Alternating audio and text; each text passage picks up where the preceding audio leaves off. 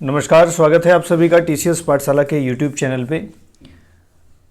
जैसा कि हम लोग लास्ट वाली क्लास में निर्वाचन आयोग के बारे में पढ़ चुके थे, तो आज निर्वाचन आयोग से रिलेटेड जितने भी क्वेश्चंस हैं जो एग्ज़ाम को देखते हुए इम्पोर्टेंट हैं, हम उन क्वेश्चंस के बारे में डिस्कस करते हैं। तो अगर आप लोगों ने इसके पहले हमारे लेक्चर को नहीं देखा है तो आप प्लेलिस्ट में जा कर के पॉलिटी की जो प्लेलिस्ट होगी वहाँ पे निर्वाचन आयोग का पार्ट 1 और पार्ट 2 दिया गया है, ठीक है।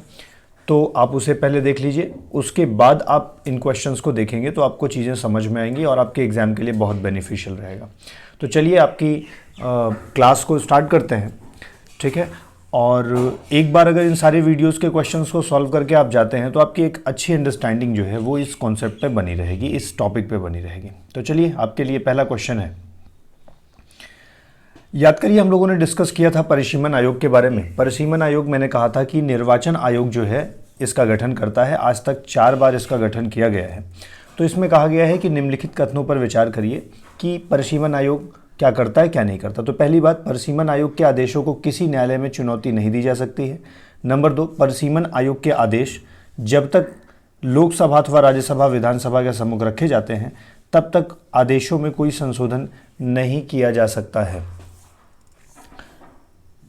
देखो समझो, परिसीमन आयोग के बारे में जब आज तक डिलिमिटेशन कमीशन की बात करेगा तो हमेशा आप ध्यान रखिएगा कि परिसीमन आयोग का जो भी सिफारिश होता है उसको ना तो संसद चेंज कर सकती है, ना तो विधानमंडल चेंज कर सकता है, मतलब जो स्टेट गवर्नमेंट होती है, और ना ही इसके लिए न्यायालय में कोई भी चुनौती हो सकती है। तो पहला भी करेक्ट है और दूसरा भी करेक्ट है कि मतलब लोकसभा अथवा राज्य विधानसभा में कहीं भी रखा जाएगा तो उसमें कोई संशोधन नहीं हो सकेगा। तो परिसीमन आयोग का गठन कौन करता है? निर्वाचन आयोग करता है। और इसके सापेक्ष दोनों के दोनों स्टेटमेंट सही हैं, तो आपका उत्तर हो जाएगा सी, ठीक है। चलिए अगले क्वेश्चन पे चलते हैं। क्वेश्चन नंबर दूसरा है, आपके स्क्रीन पे आप इसे देखिए, आंसर करिए, उसके बाद हम आपको इसका आंसर देते हैं। पहला क्वेश्चन है, भारत के मुख्य चुनाव आयुक्त को नियुक्त किया जाता है। मैंने अब कई बार डिस्कस किया है, इतना आसान क्वेश्चन है तो मुझे लगता है आप तक उत्तर कर लिए होंगे। 4 ऑप्शन आपके पास है, लोकसभा द्वारा, प्रधानमंत्री द्वारा, राष्ट्रपति द्वारा, मुख्य न्यायाधीश द्वारा। तो सबको पता है कि इसके द्वारा जो है मुख्य निर्वाचन आयुक्त की नियुक्ति की जाती है, तो मुझे बताने की आवश्यकता नहीं है, फिर भी आंसर कर देता हूँ, राष्ट्रपति द्वारा। क्वेश्चन नंबर अगला दिया गया है, दिनेश गोस्वामी समिति ने सिफारिश की थी। बहुत बढ़िया क्वेश्चन है, कई बार एग्जाम में पूछा गया है। तो आज के बाद जब भी कभी भी दिनेश गोस्वामी समिति की बात करेगी तो हमेशा और हमेशा निधियन नाम का शब्द याद रखिएगा, ठीक है ना। तो कभी कभी यह भी पूछ लेता है कि निम्नलिखित में से दिनेश गोस्वामी समिति किससे संबंधित है। ऑप्शन में दे देगा चुनाव आयोग से, ऑप्शन में दे देगा मौलिक अधिकार से, ऐसे ऑप्शन दे देगा। तो हमेशा चुनाव से संबंधित है पहली बात। लेकिन अगर उसमें भी आपसे पूछे किससे संबंधित है तो हमेशा सरकारी निधियन से इसका रिलेशन है, ठीक है। चलिए अगला प्रश्न है, निम्नलिखित में से कौन सा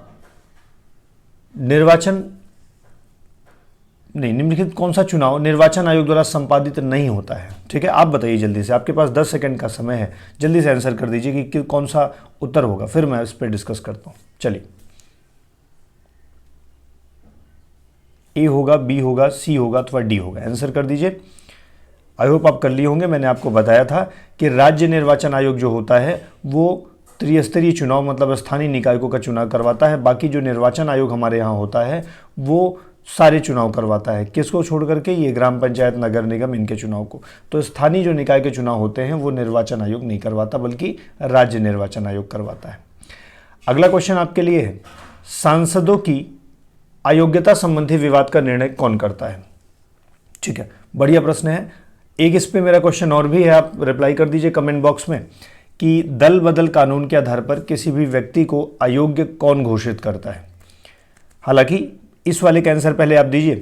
4 ऑप्शन है आपके पास, 10 सेकंड है आपका समय शुरू होता है। आप 10 सेकंड के अंदर जवाब दीजिए।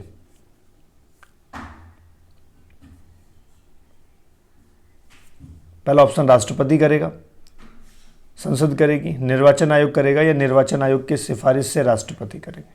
तो कोई भी व्यक्ति को अयोग्य घोषित करने का अधिकार निर्वाचन आयोग की सिफारिश से कौन करता है?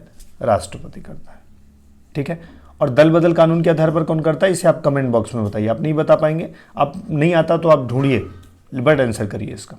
अगला क्वेश्चन है आपके पास, भारत में विविध निर्वाचनों के लिए निम्नलिखित में से कौन कौन सी निर्वाचन प्रणाली स्वीकृत की गई है। पिछले लेक्चर में ही हम लोगों ने डिस्कस किया था कि हमारे यहाँ दो ही प्रकार की चुनाव जो प्रणाली है वो है, एक तो वयस्क मताधिकार के आधार पर प्रत्यक्ष निर्वाचन होता है जिसमें जनता सीधे जाके वोट करती है, और एक हमारे यहाँ क्या होता है, एकल संक्रमणीय पद्धति होती है। ठीक है, तो यही दोनों तरीके हैं। तो एक और दो ऑप्शन जो है वो ये देखो, कोई सूची प्रणाली हमारे यहाँ नहीं होती, संचयी मतदान प्रणाली नहीं होती, तो 3 और 4 तो गलत हो गया, 3 और 4 गलत हो गया, तो इसका मतलब है ये और ये ऑप्शन गलत हो गए, ये गलत हो गया, बचा कौन सा, 1 और 2, ए ऑप्शन। चलिए, वयस्क, ये समझ में पाए कि नहीं, वयस्क मताधिकार का मतलब है जैसे आप जनता, अभी प्रधानी का चुनाव हुआ था तो वयस्क मताधिकार, हमारे यहाँ वयस्कता की एज कितनी रखी गई है, 18 वर्ष वर्तमान में, पहले कितनी थी, 21 वर्ष थी। कौन से संविधान संशोधन द्वारा कम किया गया, 61वें संविधान संशोधन 1989 द्वारा। तो वयस्क मताधिकार मतलब जितने भी लोग 18 वर्ष से ऊपर होंगे वो सब वोट कर पाएंगे। ठीक है, प्रत्यक्ष का मतलब जनता सीधे भाग देगी, और एकल संक्रमणीय पद्धति जो अनुपातिक प्रतिनिधित्व प्रणाली होती है, आपको याद होना चाहिए कि राष्ट्रपति का चुनाव या सांसद का जो चुनाव होता है हम लोग इसी पद्धति से करते हैं। तो हमारे यहाँ दो प्रणाली है, ये और ये। ठीक है, कंफ्यूजन में मत आइएगा। क्वेश्चन नंबर नेक्स्ट है, भारत के विभिन्न राज्यों राजनीतिक दलों को राष्ट्रीय अथवा क्षेत्रीय दल का दर्जा देने का अधिकार किसको है। बहुत डिटेल में इसको मैंने समझाया था लाइव क्लास में। भारत के विभिन्न राजनीतिक, जो भी राजनीतिक दल है उनको क्षेत्रीय दल, राष्ट्रीय दल या कोई भी दल जो घोषित करता है वो कौन करता है, चुनाव आयोग करता है। तो आपका आंसर आपका सी हो जाना चाहिए था। ठीक है, संसद या राष्ट्रपति नहीं करेगा, ना ही न्यायालय करेगा। अगला प्रश्न है आपके लिए, निर्वाचन आयुक्त हटाया जा सकता है। मैंने कहा था निर्वाचन आयोग किसके बराबर होता है, आप मुझे कमेंट बॉक्स में बताइए। निर्वाचन आयुक्त जो होता है वो वरीयता क्रम से किसके बराबर होता है। ठीक है, तो आप सारे लोग आंसर वैसे अभी जान जाएंगे। तो हमारे यहाँ जो सर्वोच्च न्यायालय का मुख्य न्यायाधीश होता है, ठीक है ना, तो उसी के रैंक के बराबर, उसी के बराबर सैलरी, उसी के बराबर प्रिविलेजेस इसको मिलते हैं। पूछा ये नहीं गया है, मुख्य निर्वाचन आयुक्त के बारे में नहीं पूछा गया। यहाँ पे थोड़ा टेक्निकलिटी है, केवल निर्वाचन आयुक्त रखा है। मुख्य पूछता, ठीक है, तो उस प्रक्रिया से हटता है जिस प्रक्रिया से सर्वोच्च न्यायालय के न्यायाधीश हटते हैं। लेकिन निर्वाचन आयुक्त जो होते हैं, मैंने क्या कहा था, 2+1 हमारे यहाँ है ना, एक मुख्य न्याय वो चुनाव आयुक्त है और 2 उसके सबऑर्डिनेट हैं। हालांकि तीनों की सैलरी बराबर है, तीनों के अधिकार बराबर है, बहुमत से निर्णय लेते हैं, लेकिन एक को मुख्य चुनाव आयुक्त और 2 को चुनाव आयुक्त कहा जाता है। तो इन दोनों को हटाने के लिए ना इसकी सिफारिश की जरूरत पड़ती है, चुनाव आयुक्त की, मुख्य चुनाव आयुक्त की सिफारिश से, और राष्ट्रपति द्वारा इसे हटाया जा सकता है। तो मुख्य निर्वाचन आयुक्त की सिफारिश से, राष्ट्रपति द्वारा। सी इसका उत्तर हो जाएगा।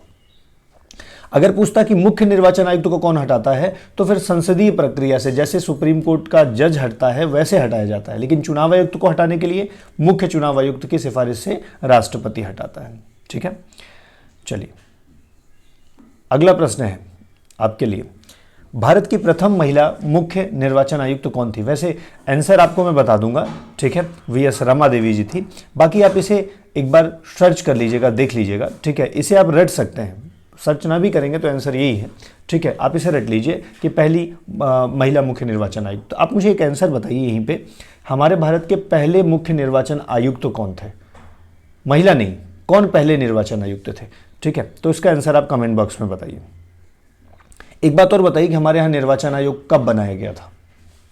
ठीक है, चलिए अगला प्रश्न है, भारत के मुख्य निर्वाचन आयुक्त का पद किसके समकक्ष होता है। अभी थोड़ी देर पहले ही मैंने बताया था कि किसके समकक्ष होता है, तो वो सर्वोच्च न्यायालय के न्यायाधीशों के समकक्ष होता है। उसी के बराबर सैलरी मिलती है, उसी प्रक्रिया से हटते हैं। देखो यहाँ मुख्य निर्वाचन आयुक्त जरूर लिखा है।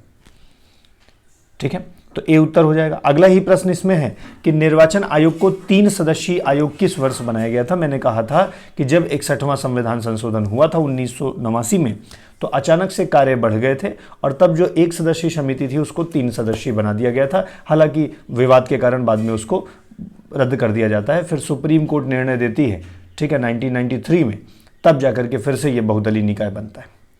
ठीक है, सारी बातें मैंने लेक्चर में, वीडियो में समझाया है। नहीं पढ़ा है तो प्लीज़ वीडियो देखिए।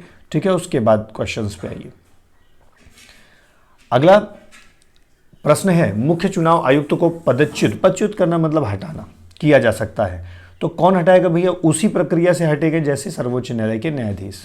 ठीक है, मैंने कई बार इस पर डिस्कस किया है, तो ये क्लियर हो जाना चाहिए था अभी तक। अगला प्रश्न है आपके लिए, भारत के मुख्य निर्वाचन आयुक्त की पदावधि क्या होती है? तो भारत के मुख्य निर्वाचन आयुक्त की पदावधि क्या होती है? पदावधि मतलब समझते हैं ना, कार्यकाल।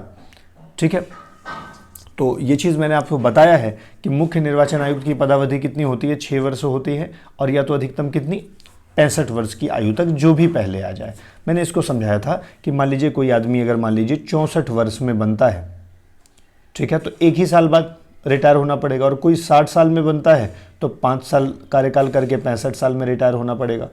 और अगर मान लीजिए कोई आदमी ऐसा है जो 55 साल में बन जाता है तो उसे फिर 61 साल में रिटायरमेंट लेना पड़ेगा, क्योंकि इसमें 65 तो पूरा नहीं हो पाया लेकिन 6 वर्ष पूरा हो गया, तो जो पहले पूरा हो जाएगा उसी के अनुसार। ठीक है, कोई दिक्कत नहीं, कोई परेशानी हो तो बताओ भाई सारे लोग, कोई भी क्वेश्चन में कोई डाउट हो तो बता सकते हो आप।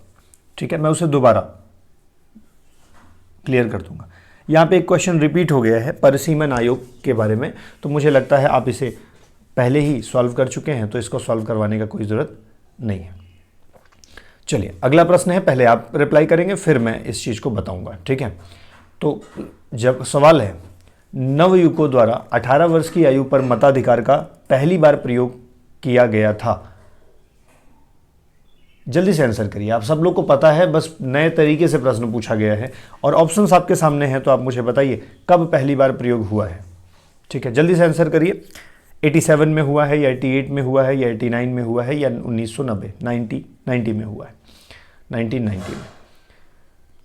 तो ए, बी, सी या डी, जल्दी से आंसर करिए। बी कह रहे हैं आप, या सी या डी? हालांकि सही जवाब जो होगा वो सी होगा। 1989 में, जिस वर्ष कम किया गया था उसी वर्ष चुनाव में पहली बार प्रयोग भी किया गया था। चलिए अगला प्रश्न है,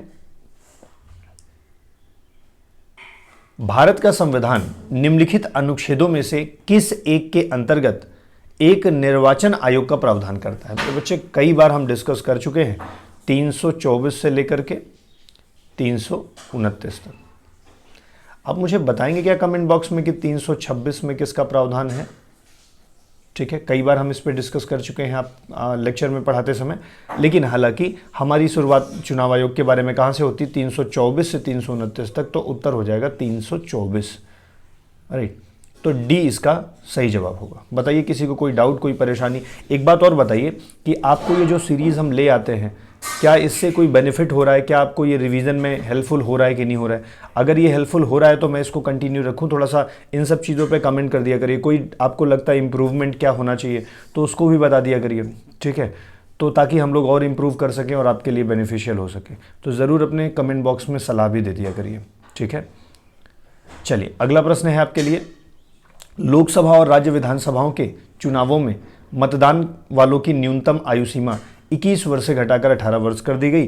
कई बार इस पर डिस्कस हो चुका है, अभी पढ़ाते समय, अभी सॉल्व कराते समय भी मैं बता चुका हूँ, 61वें संविधान संशोधन 1989 में।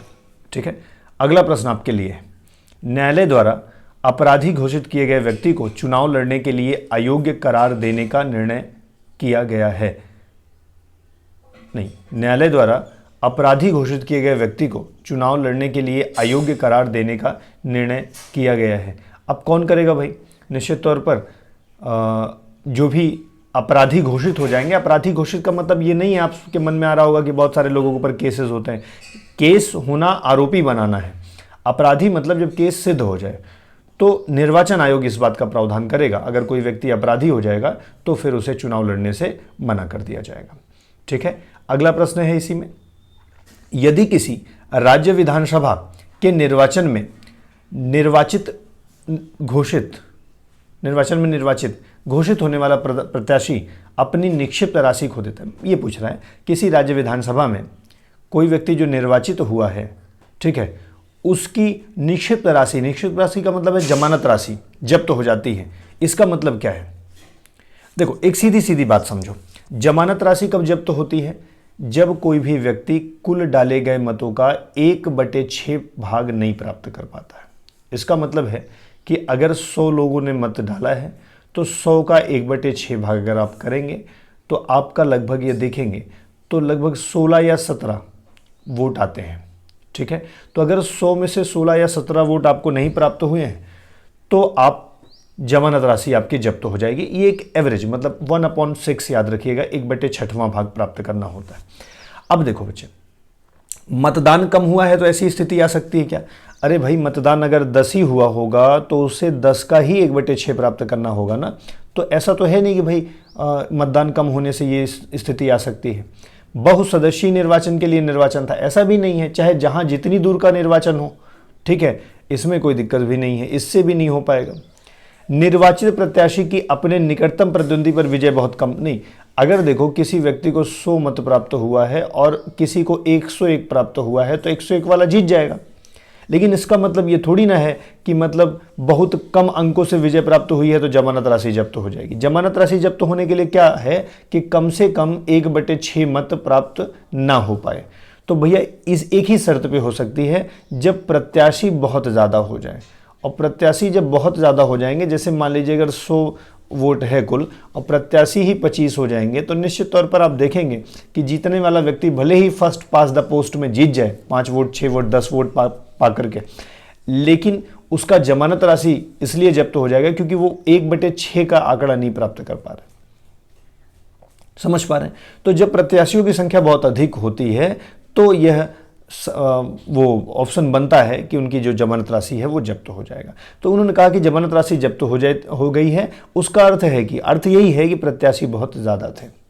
ठीक है भाई, ज़्यादा होंगे तभी तो क्या हो जाएगा, 1/6 मत नहीं प्राप्त हो पाएगा ना। बताओ, यहाँ तक में कोई डाउट, कोई परेशानी, किसी को कोई दुविधा असुविधा, अगर कोई चीज़ परेशान कर रही हो। इस तरीके से हम लोगों ने आपसे निर्वाचन आयोग पे आए हुए बहुत सारे प्रश्न डिस्कस कर लिए।